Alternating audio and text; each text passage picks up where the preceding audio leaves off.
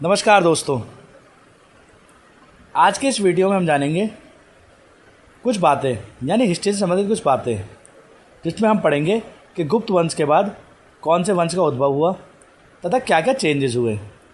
तो चलिए स्टार्ट करते हैं।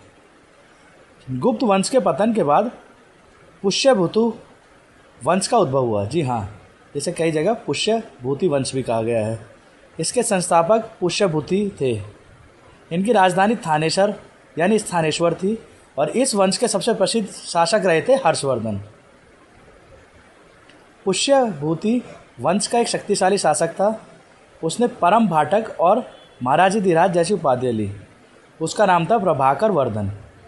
उसकी पुत्री राज्यश्री का विवाह कन्नौज के मैथिली राजा गृहवर्म से हुआ था। हर्षवर्धन का सिंहासनरोहण। प्रभाकर वर्धन की मृत्यु के बाद उसके पुत्र राज्यवर्धन शासक बने, लेकिन शशांक बंगाल के शासक ने राज्यवर्धन की हत्या कर दी। इसके बाद 16 वर्ष की अवस्था में हर्षवर्धन सिंहासन पर बैठे और परम भट्टारक की उपाधि धारण की। हर्ष ने शशांक को पराजित कर कन्नौज पर अधिकार कर लिया और अपनी राजधानी बनाया। उसने पुलकेशिन सेकंड चालुक्य के साथ नर्मदा नदी के तट पर युद्ध किया, जिसमें हर्ष की पराजय हुई। अब बोला जाता है कि इनके उस समय चीन से भी संबंध थे। चीनी यात्री हैंसोंग, इन्होंने हर्षवर्धन के शासनकाल में भारत के बारे में कुछ लिखा, यानी भारत आए।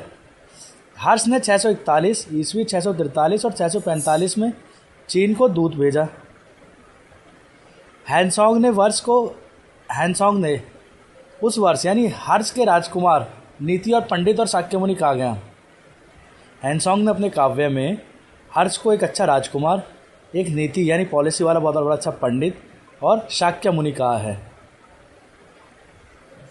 हर्ष के पूर्वज शिव और सूर्य के उपासक थे। प्रारंभ में हर्ष भी शिव का परम भक्त था, लेकिन हैंसोंग से मिलने के बाद वह महायान बौद्ध बन गया और बौद्ध धर्म को राज्याश्रय प्रदान किया। उसके समय नालंदा महाविहार बौद्ध शिक्षा का प्रमुख केंद्र था, यानी नालंदा विश्वविद्यालय पर इसने काफ़ी कुछ खर्च करा था। हर्ष का साहित्य में काफ़ी योगदान देखने को मिलता है। हर्ष स्वयं विद्वान और कवि था। उसने अपनी प्रियदर्शिका, रत्नावली और नागानंद नामक 3 संस्कृत नाटक लिखे। उसके दरबार में बाणभट्ट ने हर्षचरित और कादम्बरी लिखी थी। हर्ष का साम्राज्य कई प्रांतों में विभाजित था।